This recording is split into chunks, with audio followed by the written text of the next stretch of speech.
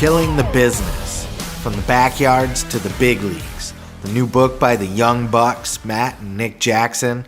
What a fucking book. I love this book. As far as wrestling books go, I'm not going to say that this is Mick Foley Have a Nice Day level, but this is certainly a top tier wrestling book in my opinion.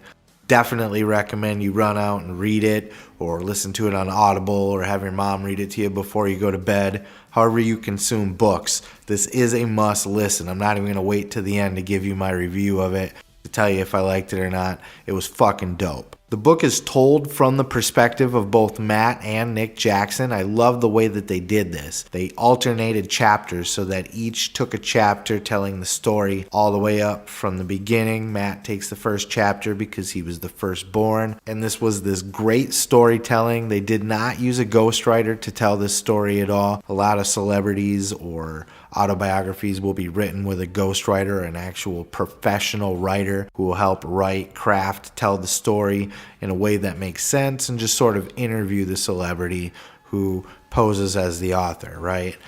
This story was written by Matt and Nick Jackson themselves. It's been done before. Mick Foley wrote his book, Jericho wrote his book. But the way that they did this, it was just so unique and so much more personal. I just really liked that about this book. They talk a lot about their childhood growing up. Matt talks about when he was first born, there was some complications and both he and his mother almost died, and she was never really supposed to have kids after that and ended up having 3 more, I believe. There was Nick and then their brother Malachi, and then I believe there's a sister in the mix somewhere too. They talk a lot about wrestling around in the house, in the living room, the backyard, with their brother Malachi. Malachi came up with them as a backyard wrestler through most of their backyard wrestling career and had aspirations for a while to be a wrestler himself, but eventually ended up just giving up on that aspiration. But they talk about beating the crap out of this kid.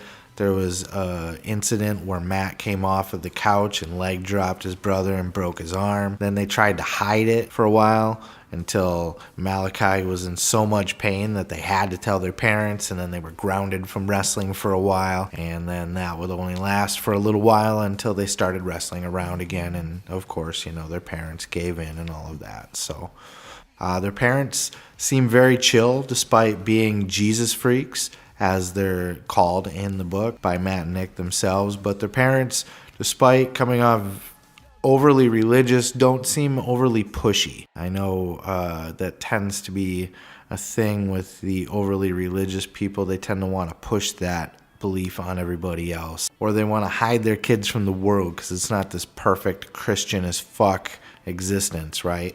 So I never got the impression that their parents did that with them. Despite being ultra religious, they went to church a lot. They spent a lot of time in church. Beyond that, they seemed like normal, supportive, happy parents. They stayed together the whole time. There was no real stories of their parents fighting, excuse me. They talk about their dad having this construction business, and it got to a certain point where the kids were getting too hurt just jumping around on the furniture and in the backyard that he came to the decision that it would be safer for him to build them a wrestling ring that he knew was safe and sturdy for them to goof around in than for them to just be jumping around on a bunch of random stuff or some back alley behind a store on dirty old mattresses that bums were probably sleeping on. So their dad builds them a ring. I believe he builds them a couple rings actually up through their teens and such, but very supportive guy. They eventually had all the neighborhood kids come over, and they were getting to a point where their backyard wrestling, goofing around, became backyard wrestling shows. They were doing full-on scripted out spots. They were inviting other neighborhood kids to come and watch, and these shows were drawing crowds, and they were able to turn their love of just goofing around in the backyard to drawing these crowds and running these backyard wrestling shows. Very similar to what Matt Hardy always talks about in his interviews, where he talks about telling the story of him and Jeff starting Omega on their trampoline. that sort of thing. Then they talk about breaking into actual professional wrestling on the independent level. You know, the backyard goofing around never went away. It followed them all the way up through their teenage years when they were running their own indie shows, and then they decided to try to get into the indie scene themselves. Matt, I believe, said he was the first booked, and then because he was the older one, of course, eventually was able to sneak his brother Nick along. At first, they both had aspirations of being solo wrestlers. There was Slick Nick. I forgot what Matt called himself, something stupid. Some sort of take on Rob Van Dam, Mr. Monday Night type thing, like Mr. Fantastic or something like that. But it didn't take long before some promoter stuck them together as a tag team, and then they tried to get away from that. They thought it would just kind of be a one and done, but as they continued to get bookings, they continued to get bookings as a team. And they even talk about how they continued to try to keep their nicknames, and then some promoter ended up just calling them the Young Bucks because he couldn't think of anything else to call them, and they hated it.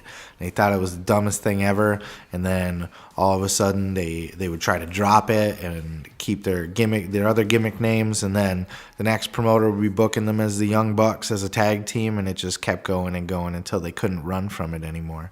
They were able to get themselves booked on the independents all over California. They did travel to other states as well, but their bread and butter was in California. But the biggest indie promotion in California was Pro Wrestling Guerrilla, and they couldn't get into Pro Wrestling Guerrilla. They tried and they tried and they tried. And even after they had made a name for themselves on the independent scene, not just on the West Coast, but they had already by this point gone over and traveled and done shows on the East Coast, they were still not allowed in PWG because they had rubbed the promoter the wrong way backstage at a previous show. Matt and Nick did a very good job of usually baby-facing themselves as they tell this story, so I don't know how much of them being cocky pricks was just a false perception of them, as they sort of came off that way quite a few times as they would express, or if they just were at one point a little bit full of themselves. But they never came off like that. They were very introspective, very humble in the story of the telling of this book, and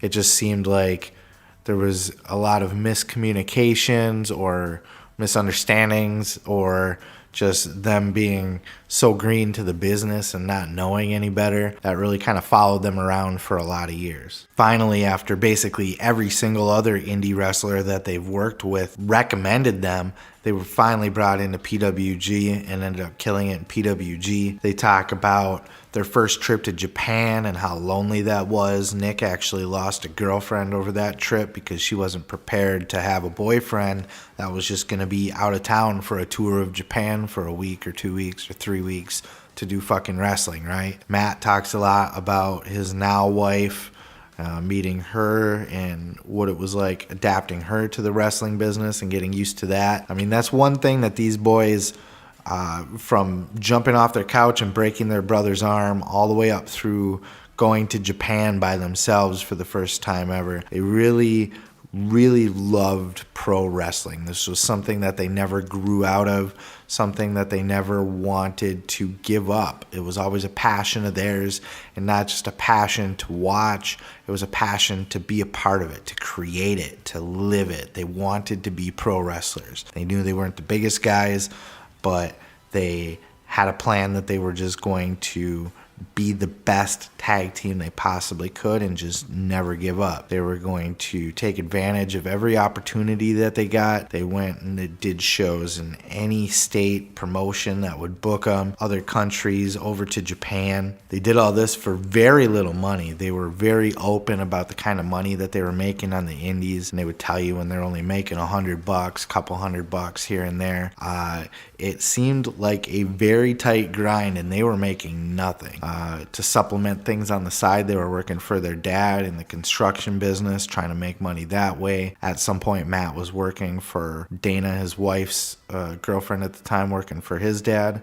Maybe they were married by then. Talks a lot about Dana and the ups and downs there, how they did break up for a period of time because they got to a point where Dana was like, all right, enough of this stupid, silly wrestling dream, right? You're never going to be a main event wrestling star traveling the world making all kinds of money, okay? You need to settle down and get a real job. That old settle down and get a real job, trying to cut the nuts off of your husband, right? Or your boyfriend, and he wasn't having it. As much as he loved her, he chose wrestling over her. And he thought that if she truly loved him, that she would accept that part of him. And he kept doing it. And, you know, wouldn't you know it, that she did come back after he had hit a little bit of success on the indies.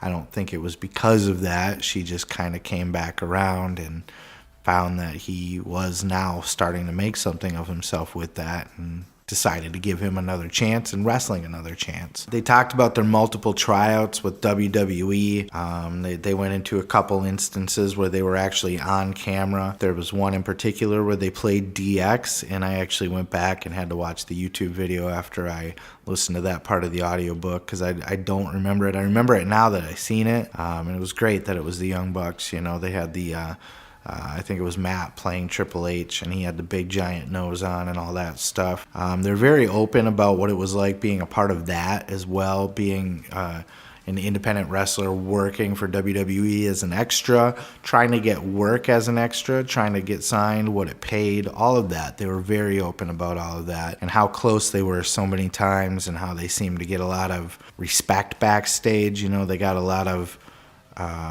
props, if you will, but nobody ever actually wanted to hire them or bring them in. It was about their second or maybe their third tour of Japan where things finally started to click. They were starting to be used higher up on the card.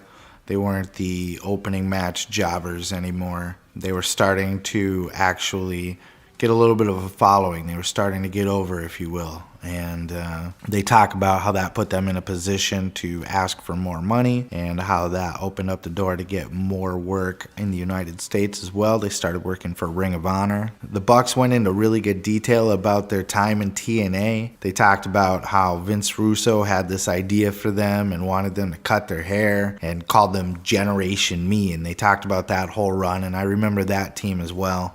I don't remember them being the Young Bucks at the time. I don't think I was aware of the Young Bucks quite yet, but I definitely remember that team now, and kind of forgot about them. Forgot that they were the Young Bucks, but they pretty much were the Young Bucks. It started with this concept that Vince Russo came up with to be sort of like millennial douchebags, right? But they eventually just sort of started slipping their Young Bucks characters back into it. They grew their hair back out. They started wearing their Young Bucks gear.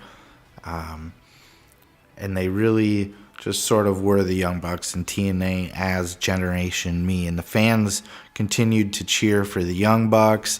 And as much as they tried to get heat and get the crowd to turn on them, the crowd just kept cheering everything they did and supporting them. It ended up getting to a point where they weren't being used by TNA, and they ended up just asking for the releases, and they were granted the releases from TNA. It's really fun because they do talk about the contract. They were very specific about the money that they were making, and I'm talking they were making like $300 a shot in TNA. You talk about a televised wrestling company, and here's a couple guys making $300 to be on TV. Craziness. It was unbelievable. So even at this time in their career, they were making more money as professional wrestlers, but they were not getting rich off of this. They were still working. When they weren't doing tours, they were still doing a couple side gigs with their dad, doing construction, just doing what they can to make a few extra bucks. And it was around this time that they started discovering the power of merchandise. And they really lay claim to being some of the first wrestlers, not the first. I think they give Colt Cabana some props as they took some inspiration from him, maybe a couple others, but they were really, Sami Zayn they mentioned was really good at this as well. But they do lay claim to being amongst the first couple of indie wrestlers to really start pushing the merch thing. Before then, wrestlers never really had, they would sign their 8x10s or something, but they were the ones that really set up shop at the gimmick table, right? And not only just sold their gear, but made the sale an interaction with them, sold the personalized interaction with the fans. And they talk about how there's this concept of being larger than life, and they found that their niche would be that they weren't larger than life, that they were accessible, that they were right down here with the other people and talking to them. And they made a point to remember people and say hi to them at the next show and remember their names and all of that. So they really did build what would become the Young Bucks super hype at a very grassroots level. And it was from there that the Young Bucks just continued to grow. And that went into starting the YouTube show, Being the Elite. They went back to Japan, did the Bullet Club, and then the Bullet Club just took off. And they were in a position where first it was Fergal Devitt, who went on to become Finn Balor in WWE after he left. And then they talk about when AJ came in and took over the Bullet Club. Then they talk about when Gallows and Anderson and AJ were all scooped up from WWE. They talk about how they saw that as their opportunity as the Young Bucks with Kenny Omega to sort of step up and fill that top role in the Bullet Club. They went in depth on their relationship with Kenny Omega, meeting him from a younger age on one of their first tours of Japan, or maybe even in the United States before that, and then all the way through to taking over the Bullet Club. And they talk about how the Elite kind of started because when AJ left and Gallows and Anderson left, it sort of left a vacuum in the Bullet Club, and the Young Bucks and Kenny Omega saw that as their opportunity to step up and take that spot. But you get Tama Tonga and Tonga Loa, and you get Bad Luck Fale, and you get that whole faction of the Bullet Club sort of kind of looking at them like, wait a minute now, we're the OGs here, we should be stepping up. And it was really sort of a rift in the Bullet Club, sort of a NWO Black and White, NWO Wolfpack situation. And the Young Bucks sort of just formed the Elite with Kenny Omega. And then the YouTube video followed shortly after that, and they were just kind of telling the story of their rise as the Elite, telling the story from what it was like to be backstage and all the interpersonal connecting again with the fans on that personal level. They get into when Cody comes through, they get into meeting Hangman Page, they get into Marty Scurll. They really paint that picture of that whole era of the Elite in the Bullet Club. And then eventually the story builds all the way up to the point where the Young Bucks are the biggest stars in the independent wrestling world. Like, if you're not on WWE, the next biggest star that is not on WWE is the Young Bucks. They talk about, their deal with Hot Topic. Getting into Hot Topic, they talk about the Funko Pops. I mean, let me just put it to you like this, right? If you have a Funko Pop, you're a fucking celebrity, all right? You made it if you have a Funko Pop. And the Young Bucks were the first ever wrestlers to not be in WWE to get a Funko Pop. First ever to not be in WWE to have a clothing line in Hot Topic. The Young Bucks were killing it.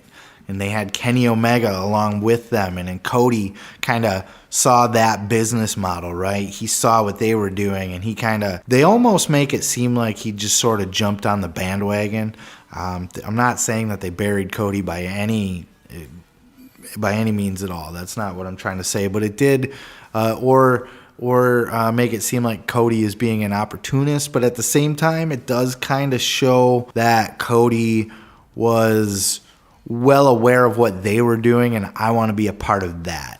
He sort of saw that as his business model for, if I'm going to be out on the indies, I can just be another indie guy, a washed up WWE guy, or I can really, be the guy that's going to get my stuff in Hot Topic and have a Funko Pop and all of that. So he really kind of tagged onto the Young Bucks. And at first they talk about how they were a little bit put off, that he even looked weird in an indie locker room because he's so well dressed, so well-spoken, well-mannered. But then as they got to hang out with him and kind of be around him long enough behind the scenes, they're like, oh yeah, he's just one of us. He's just, dresses like a weirdo. And all of that built up to the next big move. And they talk about what the next big move was going to be, right?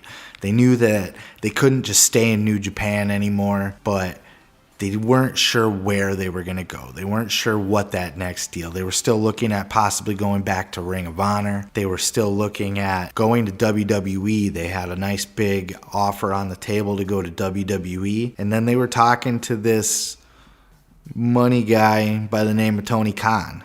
And they weren't really sure who Tony Khan was or if they should trust him, or, they talk about how they've heard this story a million times. Oh, I'm going to get into the wrestling business and start a big fed. But then they kind of explained that they found out that Tony Khan and his dad owned the Jacksonville Jaguars and the one of those other teams over in Europe, the soccer teams, and that he's kind of a big deal and has the money and has the infrastructure and the connections and knows what he's doing. Maybe he's not in the wrestling business, but he is in the sports and entertainment business, so to speak, and certainly can handle it on that level, right? So they seem to be very much leaning WWE. They were on the phone quite a bit with Triple H. They don't bury Triple H at all. We hear Triple H get buried in every interview, every book, everything, right? Triple H came off as the nicest guy in this book. They had not a bad thing to say about Triple H. So even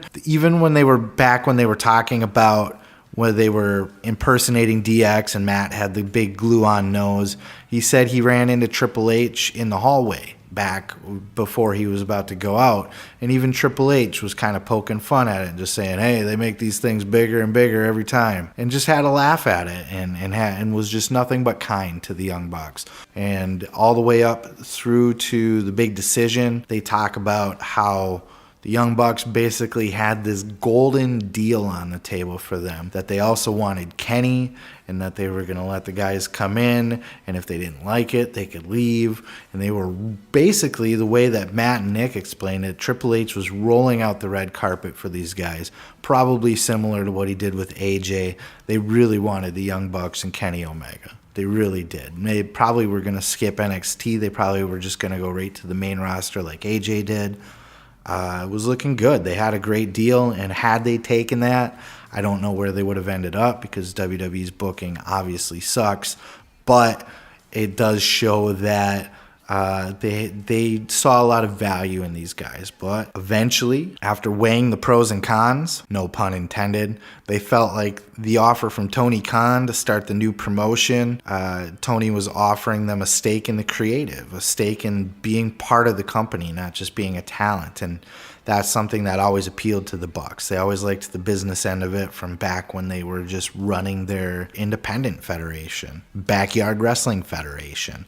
They liked that part of it. They wanted to be part of creative. They wanted to help build. And Tony Khan was offering that to them in AEW, offering that to Kenny Omega, offering a nice fat contract. They didn't talk about dollars in that particular contract, but they did definitely make it clear that it was the most money that they had made in the wrestling business, and that they were pretty well set now. That money just wasn't going to be an issue. So they're happy with the deal that they took, and that's basically where it left off. They talked about signing with AEW and jumping on to be part of that company and walking away from the WWE contract, and really just wrapping up that story with looking forward to the next, looking forward to the next journey going forward, the journey of AEW. And that story is still being told. We're not ready for the AEW book yet, but what a fantastic story. Great storytellers. I love the way that they told this story. I love the details of going into details on the contracts. They talk about all their backstage interactions with bigger names. They really don't hold anything back, but it's not the type of book where they're out bashing people or burying anybody. It's not a shoot interview by any stretch, and they're honest and open about all of their interactions and how they felt along the way. I put this book in the absolute must-read, must-listen category. This is a top-tier wrestling book, any way you slice it. And what I really liked most about this book, I think, was that this was the best book ever written about the wrestling scene outside of WWE, the independent scene. This story told the journey of an independent wrestler through all of the major independent territories, all of the other feds, including a cup of coffee in WWE, but really the story of the independents and all of the independent characters out there.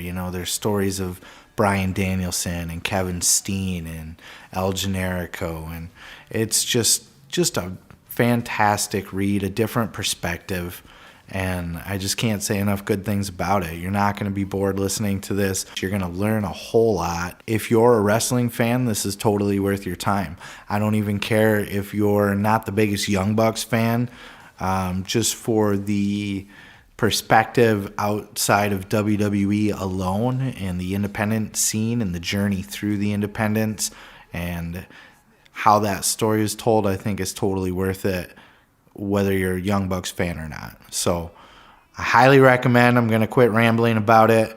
Go check out the book, download it, pick it up in paperback, whatever the fuck you got to do.